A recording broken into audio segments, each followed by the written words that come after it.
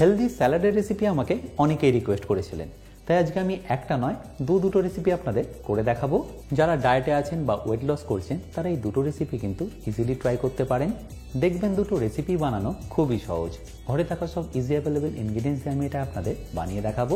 তাহলে চলুন রেসিপিটা শুরু করা যাক। বাই দ্য ওয়ে, আমি শেফ অতনু, আপনারা দেখছেন অতনু রান্নাঘর, আর আজকে আমাদের রেসিপি প্রোটিন স্যালাডের।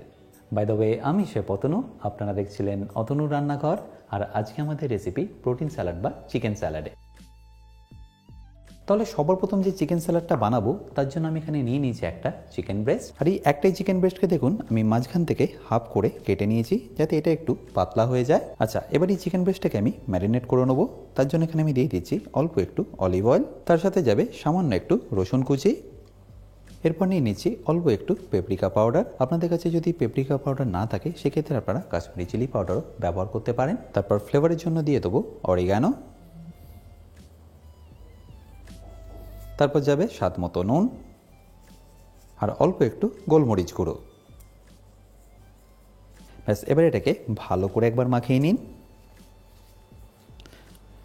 একদিকটা মাখানো হয়ে গেলে অপর দিকটাকে আপনাদের একইভাবে মাখিয়ে নিতে হবে।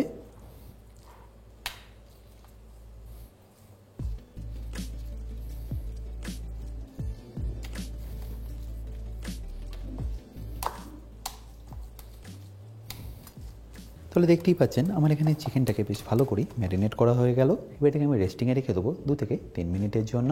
আচ্ছা, এবার এখানে আমি একটা ফ্রাইং প্যান নিয়ে গ্যাসটাকে অন করে নিচ্ছি, আর তাতে দিয়ে দিচ্ছি খুব সামান্য বাটার, ওই ধরে নিন 1 কিউব মতো, যেটাকে আপনাদের ভালো করে প্রথমে মেল্ট করে নিতে হবে। আর মেল্ট হয়ে গেলে দিয়ে দিতে হবে 1 চা চামচ মতো রসুন কুচি। তারপর অল্প একটু অলিভ অয়েল দিয়ে এটাকে ভালো করে একবার সতে করে নিন। অলিভ অয়েলটা আমি এই কারণেই দিলাম যাতে বাটারটা জ্বলে না যায়, বাট আপনারা চাইলে বাটার না দিয়ে শুধু অলিভ অয়েলও কিন্তু এটাকে করে নিতে পারেন। এরপর যখনই দেখবেন গার্লিকটার মধ্যে হালকা একটু কালার চলে এসছে, তখন এখানে আপনাদের দিয়ে দিতে হবে সুইট কর্ন, যেটাকে আমি আগে থেকে একটু হালকা ব্লাঞ্চ করে রেডি করে রেখেছি।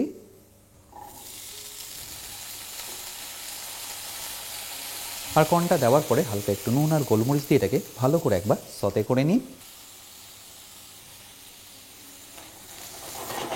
সতে করার সময় ফ্লেমটা আপনারা একদম হাই রাখবেন, আর এইভাবে এটাকে ভালো করে একটু সতে করে নেবেন। আচ্ছা, এখানে বলে রাখি, আপনারা যারা অতনু রান্নাঘরে ইউটেন্সিলগুলো কিনে নিতে চাইছেন, লিঙ্ক আমি ডেসক্রিপশন বক্সে দিয়ে রেখেছি। অ্যামাজন থেকে সেটা আপনারা ইজিলি কিনে নিতে পারবেন। দেখতেই পাচ্ছেন খুব ভালোভাবে এটা সতে হয়ে গেল। ব্যাস, এবার এটাকে আমি তুলে নিয়ে রেখে দিচ্ছি একটা প্লেটের মধ্যে।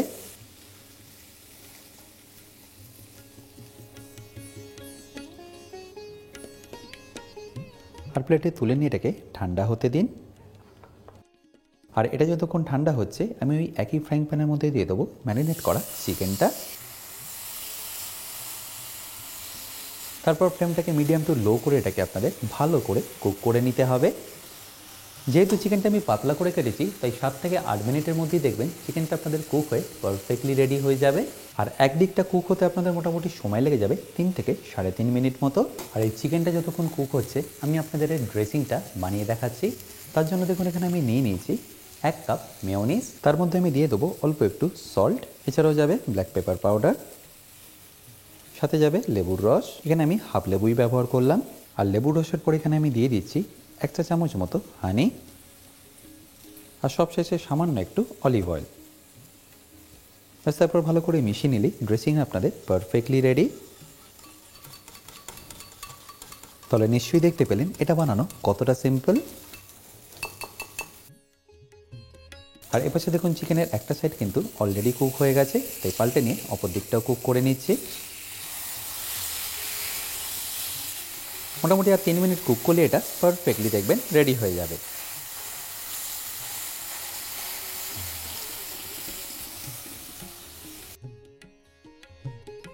আর মোটামুটি যখনই দেখবেন চিকেনটা ঠিক এরকম হার্ড হয়ে গেছে, তার মানে বুঝবেন চিকেনটা এখন পারফেক্টলি রেডি। ব্যাস, এবার এটাকে আমি তুলে নিয়ে রেখে দেবো প্লেটের মধ্যে পরে ব্যবহার করার জন্য। আচ্ছা, এই মুহূর্তে চিকেনটা কিন্তু এখন গরম আছে, তাই এটাকে আপনাদের রেস্টিংয়ে রেখে দিতে হবে মিনিমাম 7 থেকে 8 মিনিটের জন্য। আর ততক্ষণ আমি আপনাদের সেকেন্ড রেসিপিটাও করে দেখাচ্ছি। এবার সেকেন্ড রেসিপিটা বানানোর জন্য আমি এখানে আরও একটা চিকেন ব্রেস্ট নিয়ে সেটাকে স্লাইস করে কেটে নিয়েছি। আশা করি দেখে নিশ্চয়ই বুঝতে পারছেন আমি এটাকে এরকম পাতলা পাতলা করে স্লাইস করে কেটে রেখেছি। দেখুন, ব্যাস এবার এটাকে আমি ম্যারিনেট করে নেবো 1 থেকে 1.5 চা চামচ অলিভ অয়েল, তার সাথে ব্ল্যাক পেপার পাউডার, স্বাদ মতো নুন, 1 চা চামচ গার্লিক, আর তারই সাথে সামান্য একটু অরিগানো দিয়ে ব্যাস তারপর এটাকে ভালো করে একবার মিশিয়ে নিয়ে ম্যারিনেট করে নিন।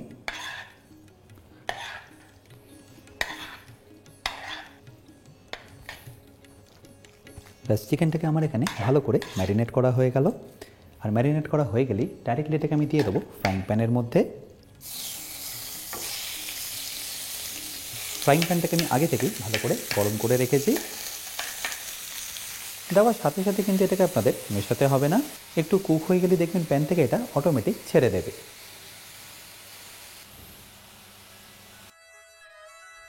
দেখতেই পাচ্ছেন ওপরটা কিন্তু আস্তে আস্তে কালারটা চেঞ্জ হয়ে গেছে আর নিচটা কিন্তু এখন পারফেক্টলি কুক হয়ে গেছে। একেবারে এটাকে আমি পাল্টে নিচ্ছি। দেখতেই পাচ্ছেন চিকেনের মধ্যে কি সুন্দর কালারটা এসছে। ব্যাস এবার এটাকে আপনাদের কুক করে নিতে হবে যতক্ষণ না চিকেনটা পারফেক্টলি কুক হয়ে যাচ্ছে।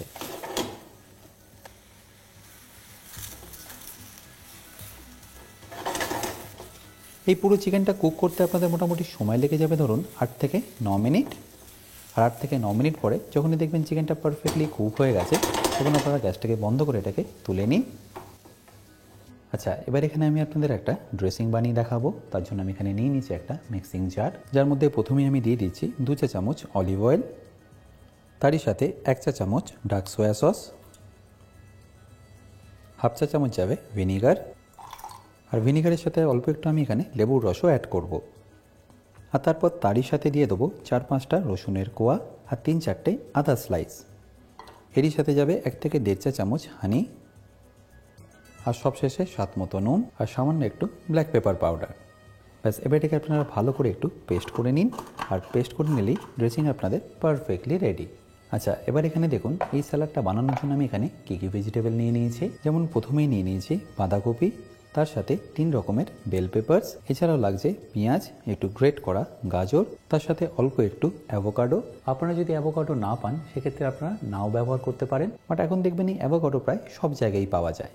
ব্যাস তারপর আমি এখানে নিয়ে নিয়েছি ধনেপাতা, পেঁয়াজ পাতা, যেটাকে নিশ্চয়ই দেখতে পাচ্ছেন আমি একদম ফাইন করে চপ করে নিয়েছি, আর সব শেষে লাগছে শসা। ব্যাস এবার এই সব কিছু আমি ডাইরেক্টলি নিয়ে নিয়েছি একটা বোলের মধ্যে।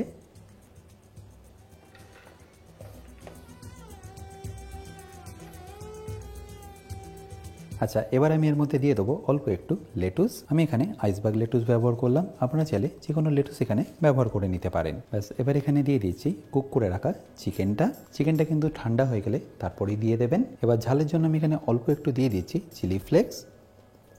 তারপর ফাইনালি যে ড্রেসিংটা বানিয়েছিলাম সেটাও এখানে অ্যাড করে দিলাম।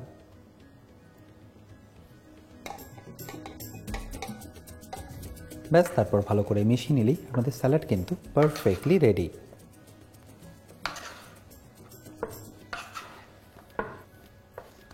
তাহলে নিশ্চয়ই বুঝতে পারছেন এই রেসিপিটা বানানো কতটা সিম্পল আর এটা কতটা হেলদি।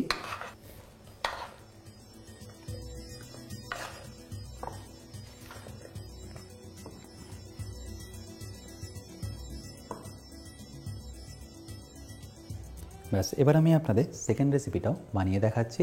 আর এর পাশে দেখুন চিকেনটা এতক্ষণে কিন্তু পারফেক্টলি ঠান্ডা হয়ে গেছে, তো এটাকে আমি ছোটো ছোটো করে ডাইস করে কেটে নেবো।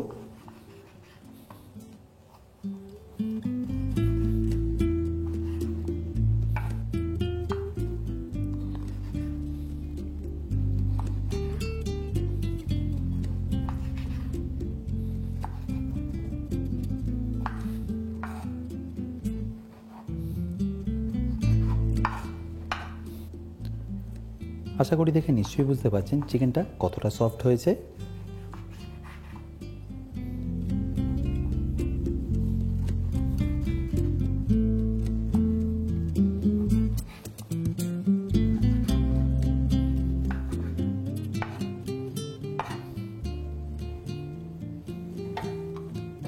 আর চিকেনটা তুলে নেওয়ার পরে আমি একটা বোল নিয়ে এখানে বাকি ইনগ্রিডিয়েন্টসগুলো দিয়ে দেবো স্যালাডের জন্য। তার মধ্যে দেখুন এখানে আমি একটা করে পেঁয়াজ, শসা, টমেটো কেটে নিয়েছি।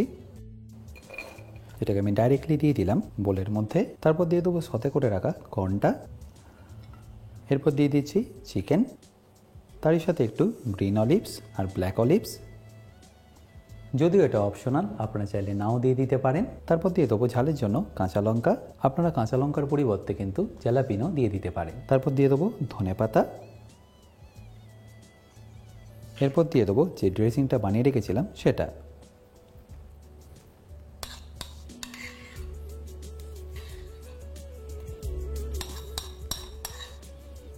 ব্যাস, এবার এটাকে ভালো করে মিশিয়ে নিলেই আপনাদের চিকেন কর্ন স্যালাড কিন্তু পারফেক্টলি রেডি।